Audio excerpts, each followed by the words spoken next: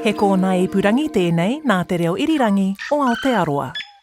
Kia ora, just a heads up, this podcast talks about domestic violence, so take care when listening. Erena Mikaere, what a netballer. She spent 10 years on the sideline, sitting there waiting for a chance, got her one shot, and then that was it for another 4 to 5 years. Now she's back in the black singlet. I'm Mary Baker and this is Toa Podcast.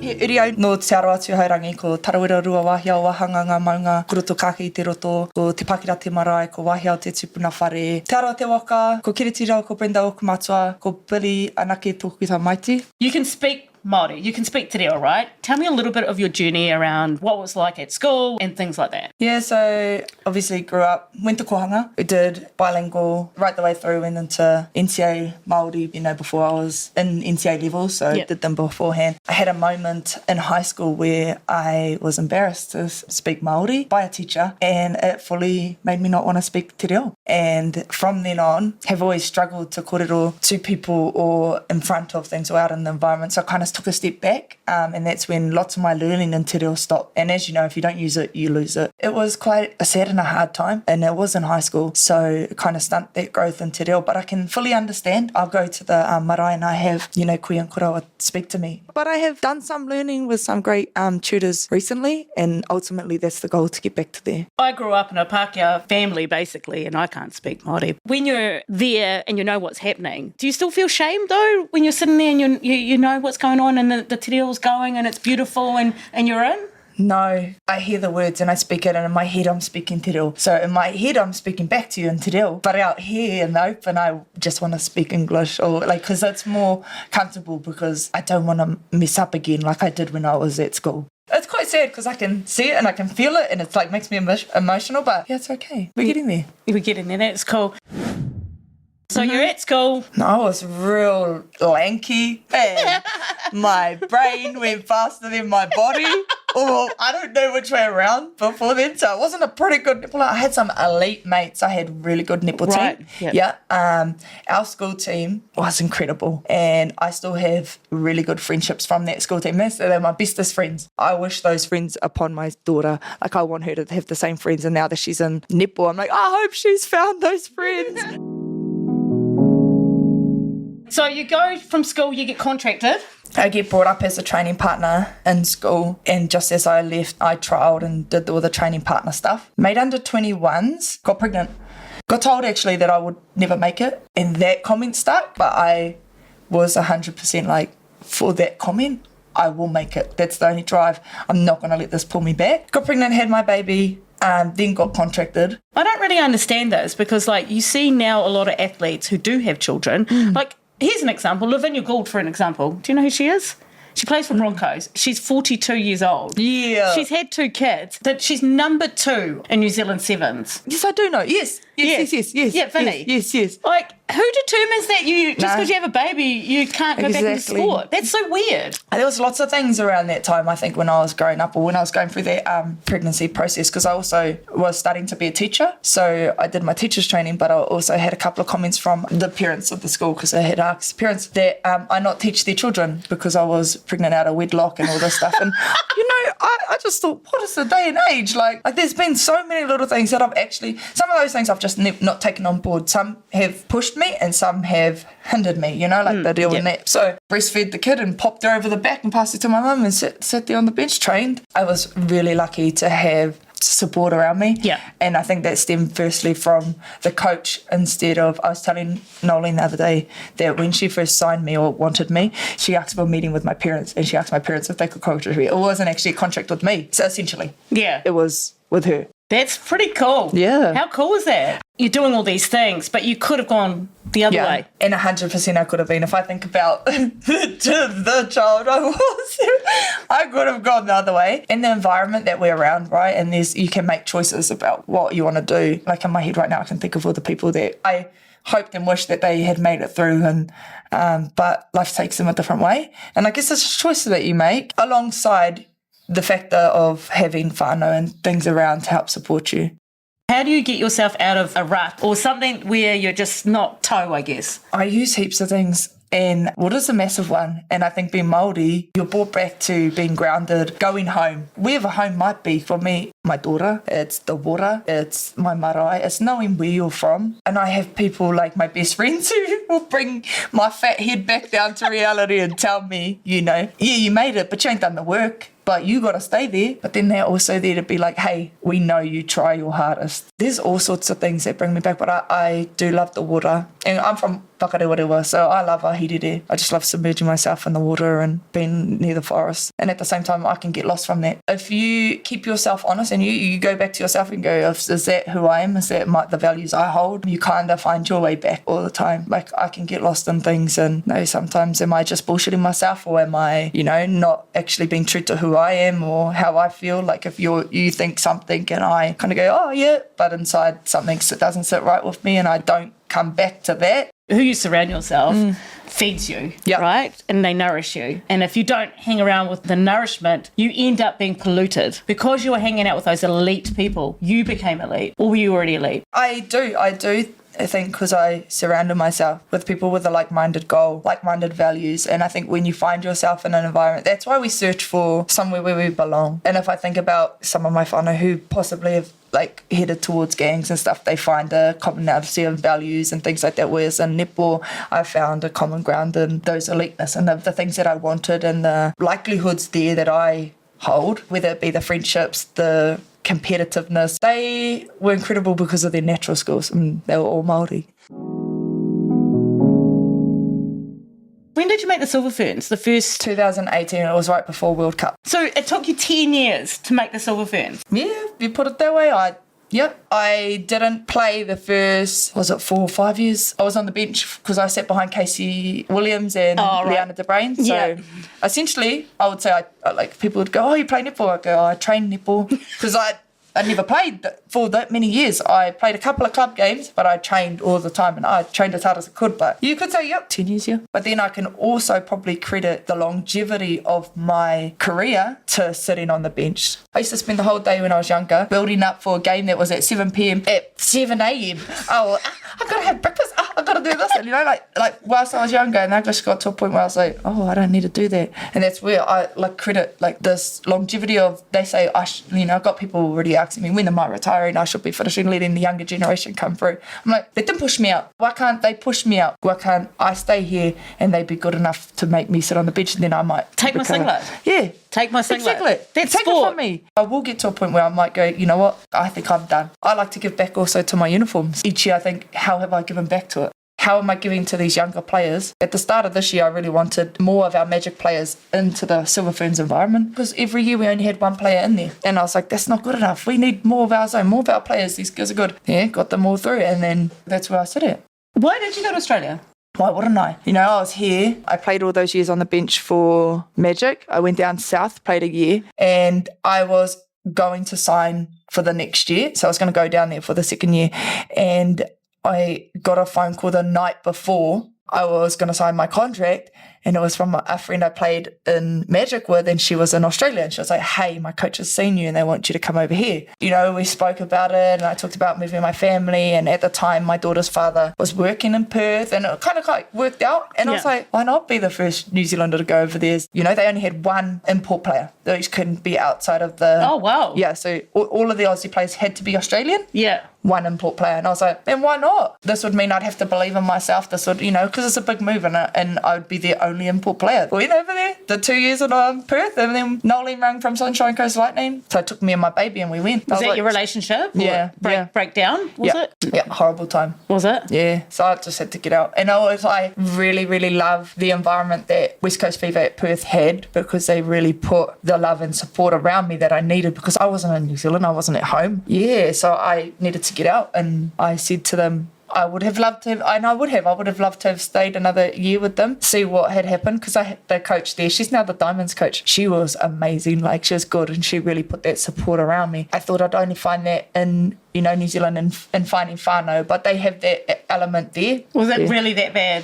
He beat me up. So I was like, laters, we out. And the easiest thing I could have done was to stay. And I was like, nah. And that might have been the other thing why I didn't make it in all those years. I didn't know it then, but parts of me were held back as an athlete. Like, you can't go to the gym, you know, like it's that emotional, Holy heck. right, that emotional abuse. Like, what are you doing? Who you with? And kind of finding who you authentically are in this relationship. So it's like, oh, that happened then. And then going, nah, you know what? I'm going to be me. And it was actually a really hard decision because the easiest part would have been just to go back. But domestic violence is so massive, like, you know. And then and I can see why people go back because it's so hard to leave. It's not just your whare, it's like the kid or the financial stuff that you're into at that time. It's the emotional you've locked in that time. And I was like, no, you know. And I had a really good mate who just picked me up and I was like, let's go back and get all my stuff and we're out. And I was like, that's it, I'm out.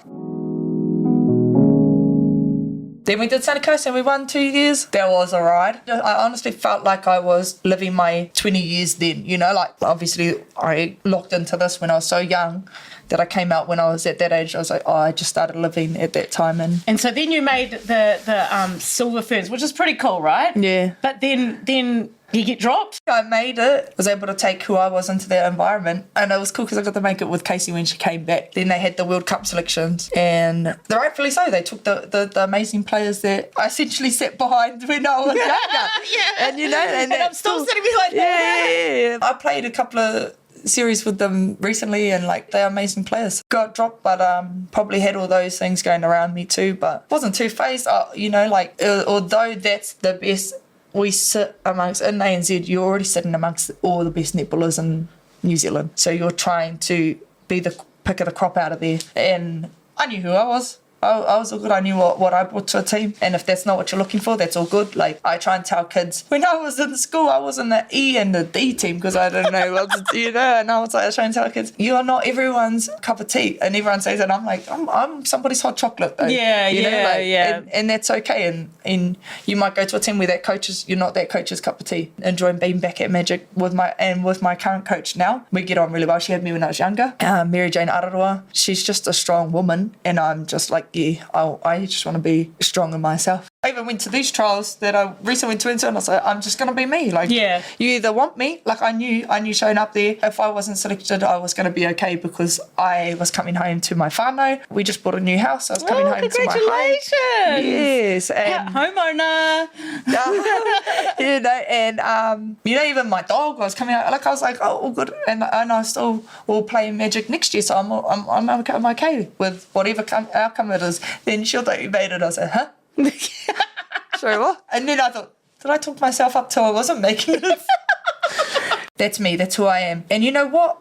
I know for people it's normal, but for me it's literally a superpower. You don't know it without knowing it. You know whānau. You don't know it without knowing it. Manaakitanga. You know, you don't know it without knowing it. You show up for people. You are, you know, our tipuna, we're warriors. They did things that, you know, fully incredible, like natural living. Like you said, you don't know it, but you know it. And you don't have to be brought up. And this is from my own... You don't have to be brought up in it. No, it's inside you. It's inside you. And that's the weirdest thing that I've come to discover. That it flows, it's in your blood, it flows and you're just Māori.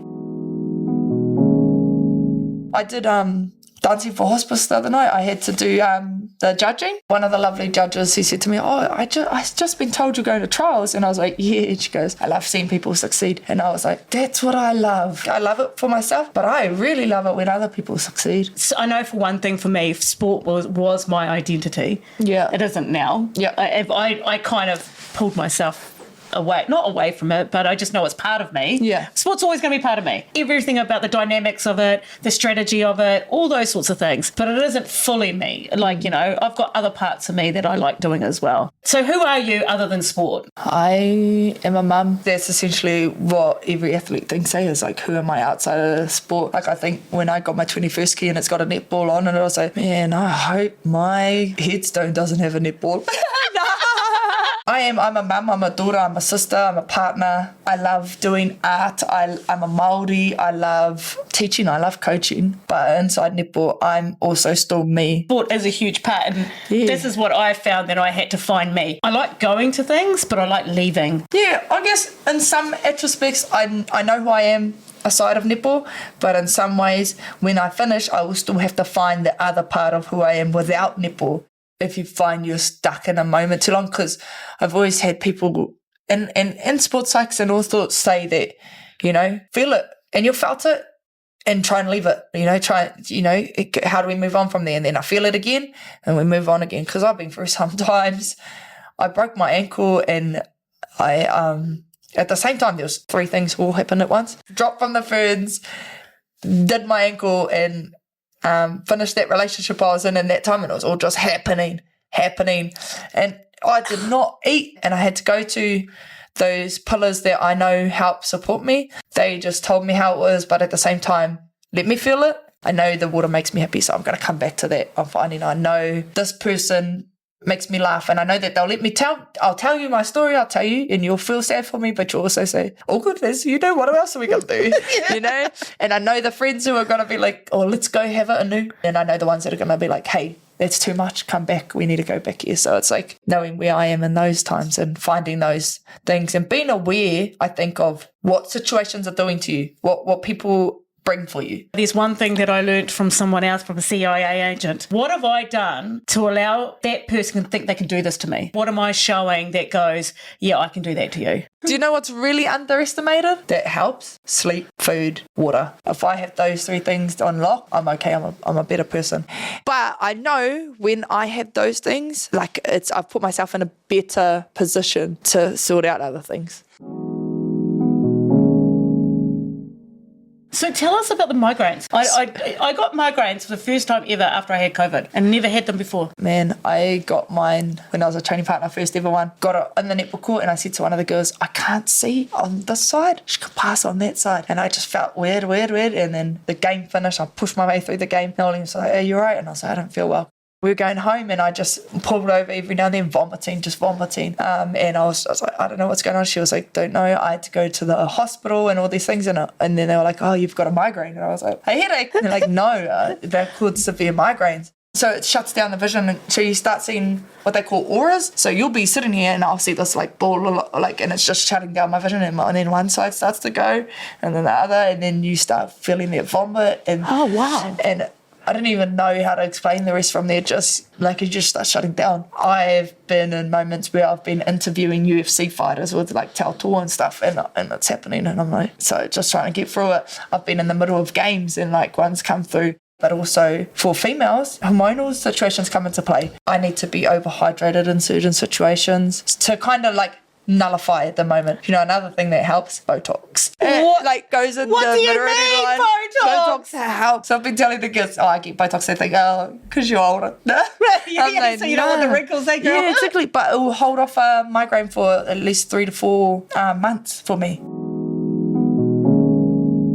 You'll be the first Māori to go out on the netball court with... Yeah. My pūhoro, and it bloody goes all the way down the bottom to way up the top. When I was 16, I got a white ink tattoo, and it goes from shoulder to shoulder across my back, and it's in white ink. And I kind of didn't want any tattoos outside of my netball dress. And that time, that was from Rangikipa, who was at that time married to Jules, who did my legs, and she had just done her first pūhoro then on a female, and I said, man, that would be cool, I'd love that. And my mum and dad kind of spoke about it, but my dad kind of still had that thought around it just being for men, and then I was like, nah. That was me when I was 16, and then it come loop back around. She had an exhibition to go to Vancouver for it. She wanted to do an art piece. I jokingly thought about it. I said, I don't really have much space. She goes, have you thought about your pūhoro? And I said, yeah, when I was 16. And she was like, it's that us. And it was kind of just this journey. You can tell when people love something, you just see them shine. And it's just like, whoa, you look beautiful. I just want to stare at you. And then I know when people are looking at my legs, I'm like, that's cool, eh? I look at it too. Sometimes I wake up and I'm like, whoa. Oh, yeah, I just love it, eh? Do you want to know how competitive I am? I was playing cards with an 8-year-old and I lost. I threw my cards at her. It's my niece, by the way, but I love her. Just try and come back to you, but you're not alone. Nothing's ever too bad. Go look in, and if that person shuts you down, go somewhere else, find something else. There's something, we can find something for you, so nothing's ever too bad or too hard. Kia ora. If you're affected by any of the issues discussed in this podcast, please reach out to Lifeline on 0800 543 354, or you can text HELP to 4357. Te Oho Ake is made with the support of Te Mātāwai, with host Miri Baker, and that kōrero with Erena Mikaere. Te Oho Ake was produced by Miri Baker and Awhina Kure of Eravision Media.